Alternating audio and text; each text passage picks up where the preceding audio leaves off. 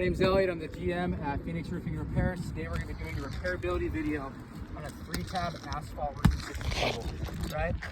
We're going to be extracting this 3-tab shingle at only a 45-degree angle without trying to damage the surrounding shingles and then reinstalling it.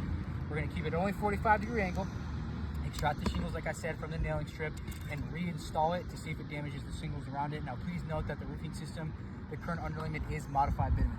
All right, let's get underneath this, see if we can get the shingle out. Break that seal.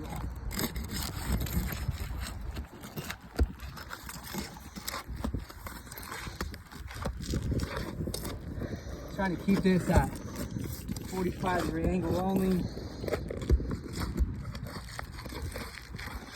can be difficult at times.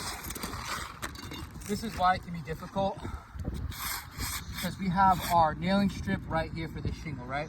We have 1, 2, 3, 4 holes that are now exposed in the underlayment system of the current roofing system, which is modified bitumen, you can see here, which is base and cap sheet. People fail to realize that they say, okay, let's take this shingle, 3-tab, dimensional, whatever it is, do a repair video and extract that shingle and try to reinstall it. And they're going off of the nailing strip only being right here, and the nails easily accessible, whether it's with a hammer, crowbar, or snake.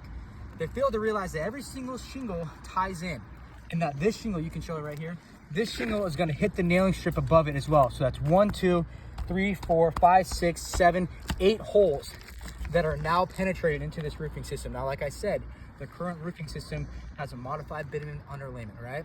So it's a base and a cap. So that's decking, base, cap, and then shingles.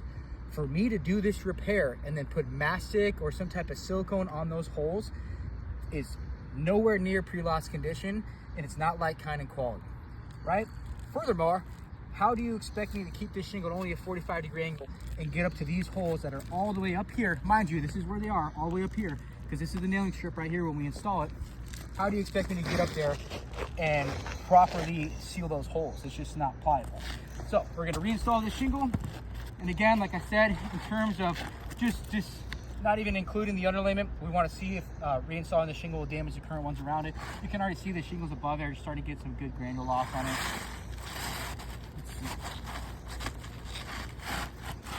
That shingle right there, like I said, the shingle is discontinued, so we are just going to use it to reinstall it.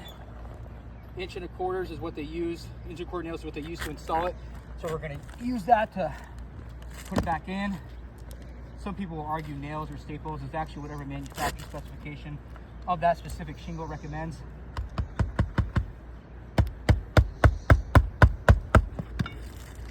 All right, let's get that one.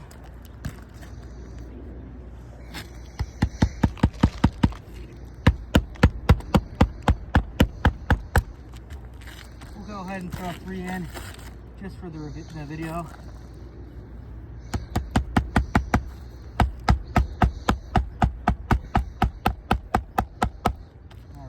Give it the shingle above it, good old swipe, see how the granule is on it. And you can see in this video, let me see that, you can see on this shingle